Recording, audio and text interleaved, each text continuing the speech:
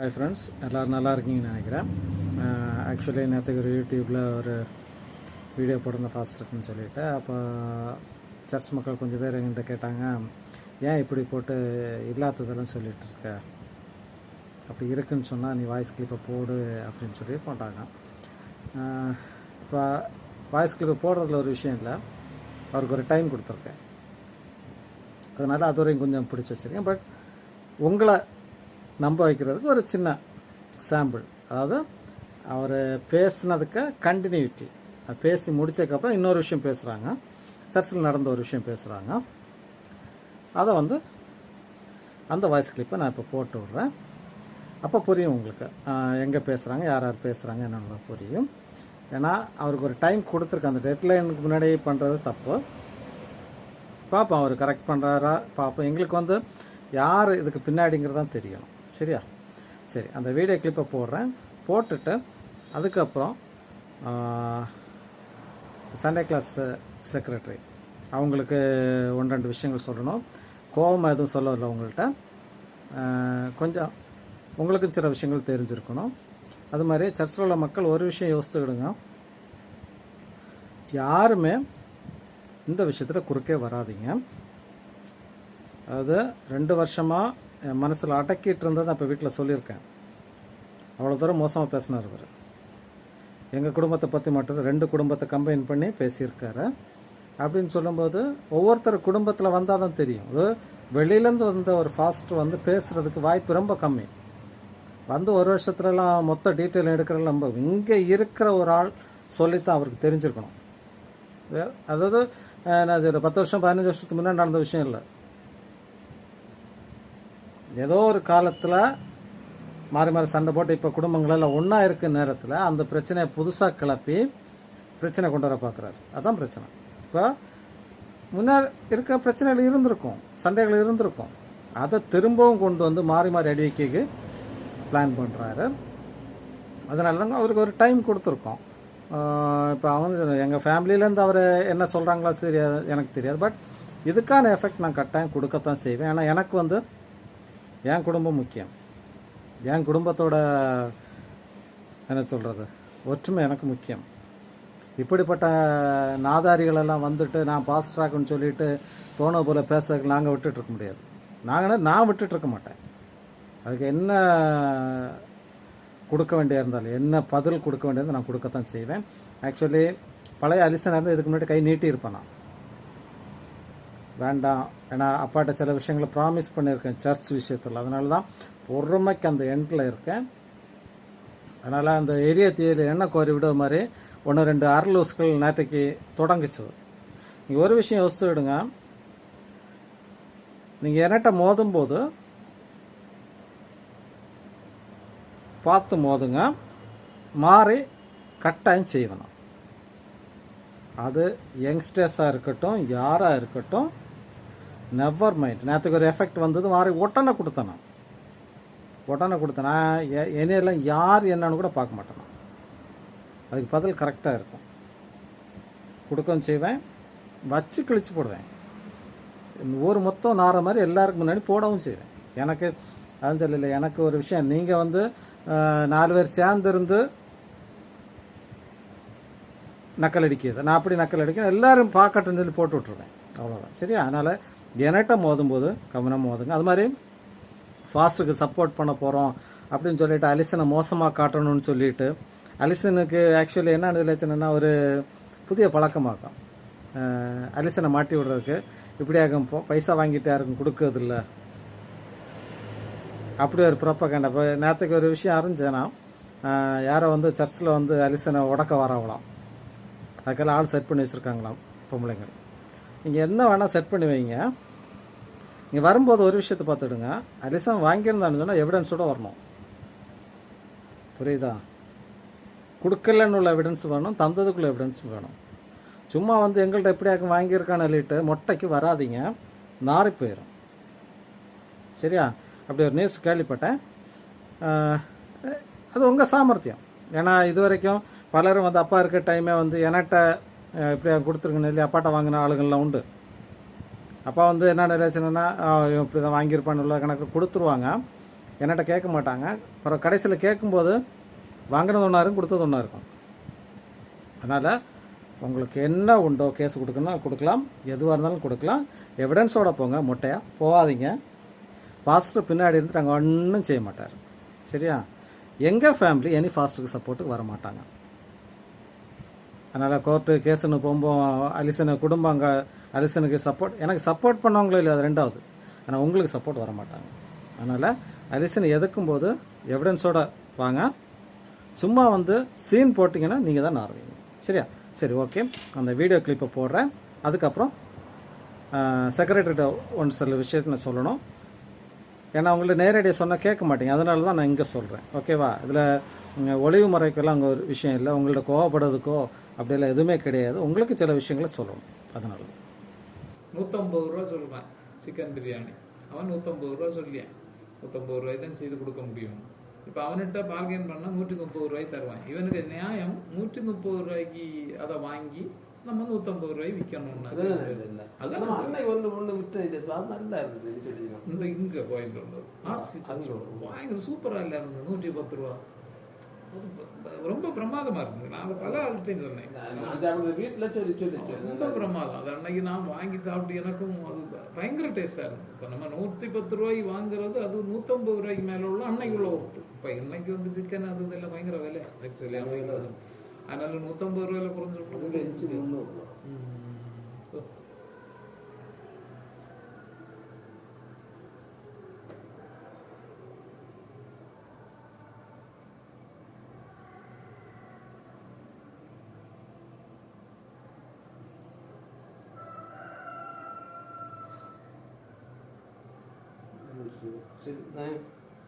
என்ன கொண்டு குடிக்கும் அவன் ஒய்ஃபிட்ட கொடுத்துட்டு இனி இந்த மாதிரி கொண்டு வைக்கிறது சொல்லிட்டு போகிறேன்.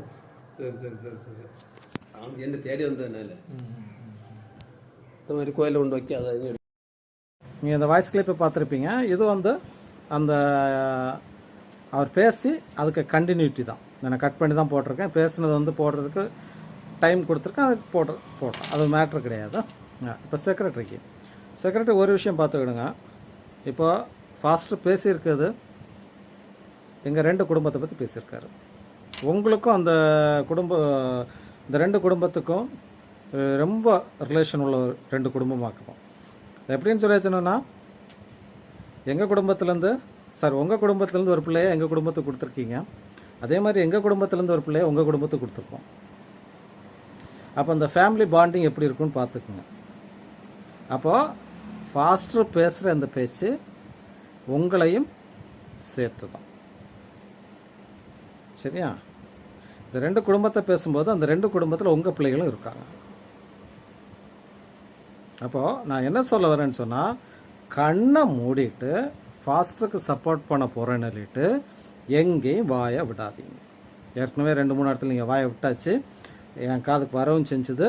நான் ஏன் பேசாமல் இருந்தேன்னு சொன்னால், இந்த 2 பிள்ளைகளும் எங்கள் குடும்பத்துலேருந்து பிள்ளை உங்கள் ஃபேமிலியில் இருக்குது, உங்கள் ஃபேமிலியிலேருந்து பிள்ளை எங்கள் ஃபேமிலியில் இருக்குது.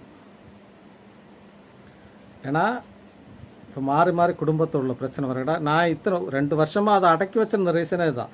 நான் இதை அப்போவே போட்டிருந்தேன்னு வைங்களேன், வீட்டில் சொல்லியிருந்தேன்னு வைங்களேன், என்ன நடக்கும்னு தெரியாது.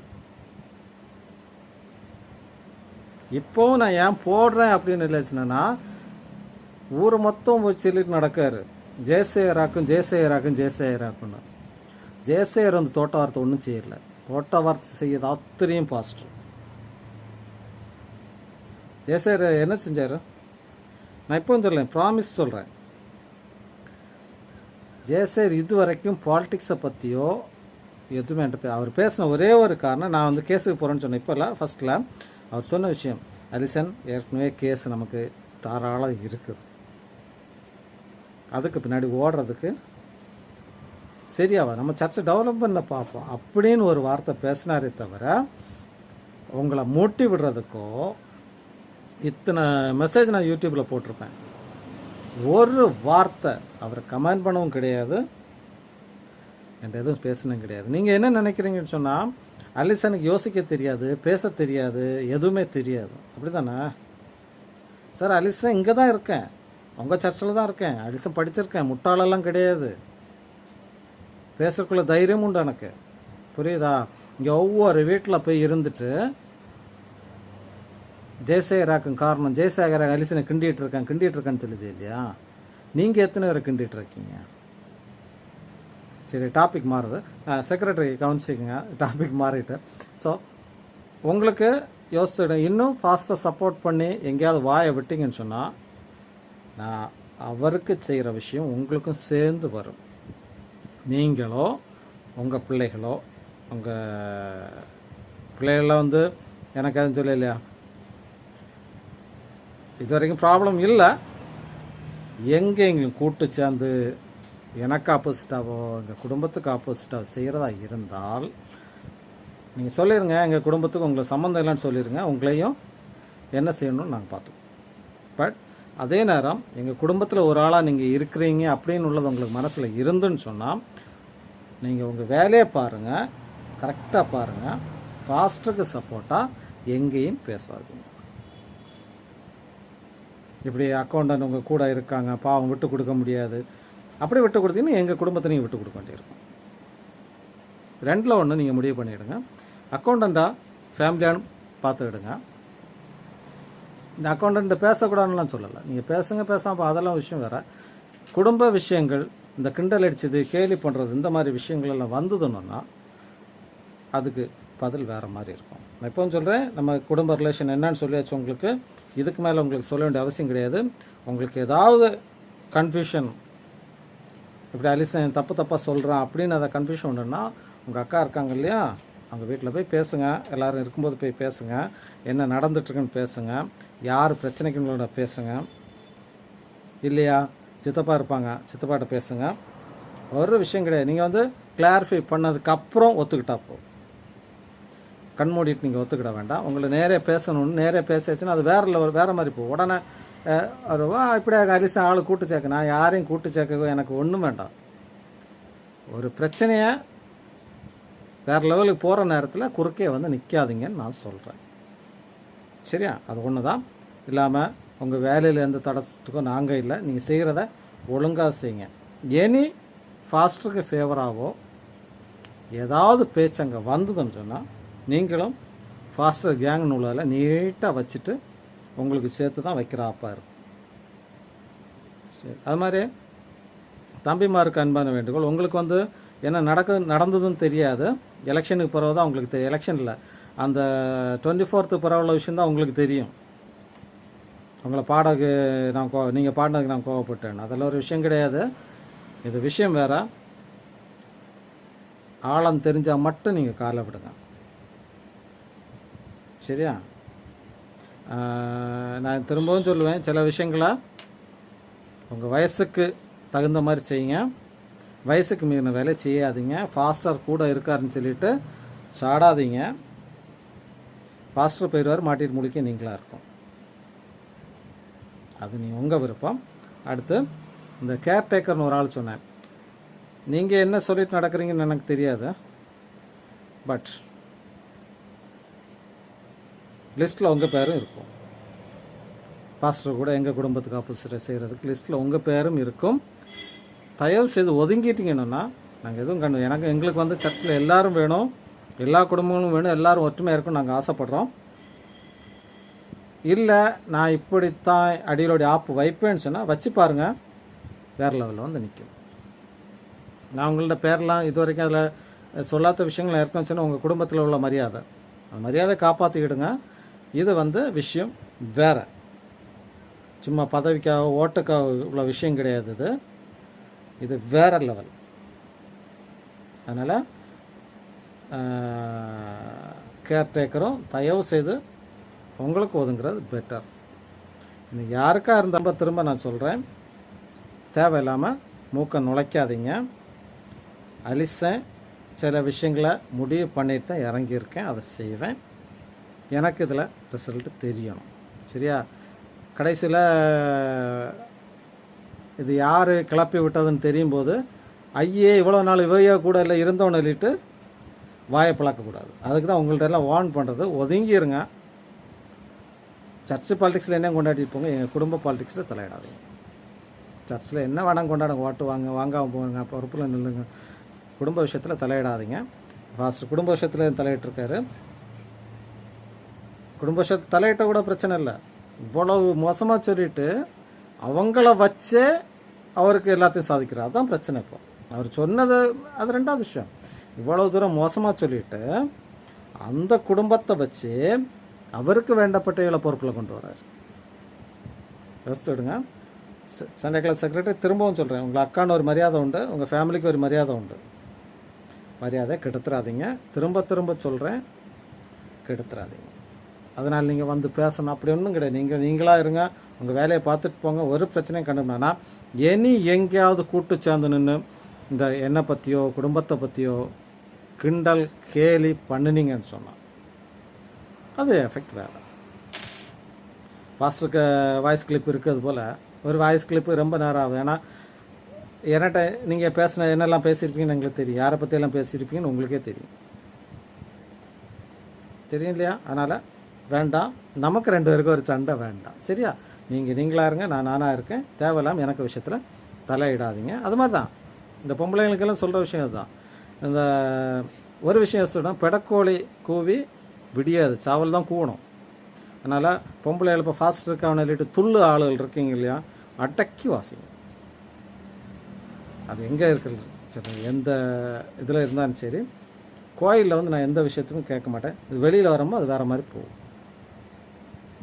ஏன்னா கோயில் வந்து எல்லாருக்கும் பொதுவான விஷயம். இது வந்து கோயில் விஷயமாக நான் எடுக்க விரும்பலை. இது வெளியில் உள்ள விஷயமாக தான் நான் டீல் பண்ணுறதுக்கு பார்க்குறோம்.